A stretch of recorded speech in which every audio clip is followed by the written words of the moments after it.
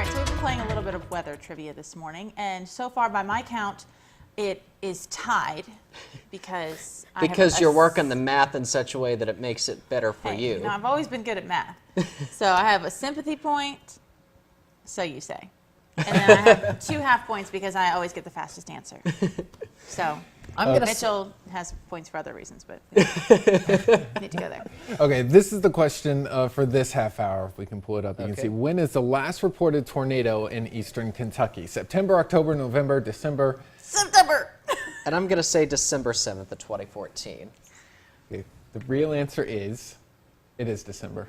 Come on. It's been a while since we had the last tornado here in eastern Kentucky. We haven't seen any so far this year, but the last one was December the 7th. All right. Our very own Hillary Thornton had covered that story, if you may remember. So December the 7th, I guess Mitchell's the winner. I don't really have a prize, but I have... You said that you had a prize in the break. The prize would be my breakfast, but let's be real here. None of us have eaten breakfast so far yet, so let's not get carried away.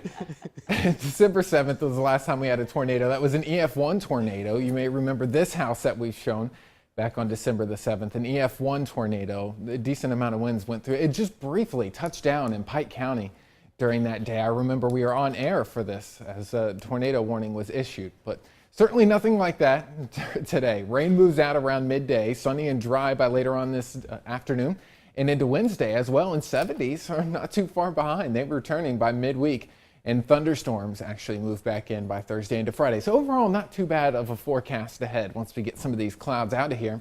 And the back edge of the clouds is already starting to push into our viewing area right now. It's already past Lexington, reporting mostly clear skies, and I think a lot of us will by the time we get around to midday. So 45 degrees up in Jackson. It's warming up now in Paintsville, 47, 46 over towards London, also 47 in Middlesboro. So we're warming it fairly quickly already from the middle 40s into the upper 40s and eventually the upper 50s by the time we get around towards this afternoon. Once we get the sunshine going here in a couple of hours, we'll start to warm up very quickly. We typically do this time of year. The sun is fairly strong out there. So once we get some of these clouds to move off to the east, we see lots of sunshine. You see the gray disappears later on. We're into the upper 50s, near 60 degrees, feeling pretty nice, and it gets much warmer than that tomorrow. So overnight tonight, we're into the low 40s. Now Tuesday, we're going to have a mixture of sun and clouds. We're going to have some clouds around and a weak disturbance. Notice this line of clouds that extends all the way across the area. This is late in the afternoon on Tuesday into the early evening. We may see a brief sprinkle or light rain shower pop up in this. It's not going to be very much. It's going to be very brief. So that's why we have a 20% chance of a shower on Tuesday.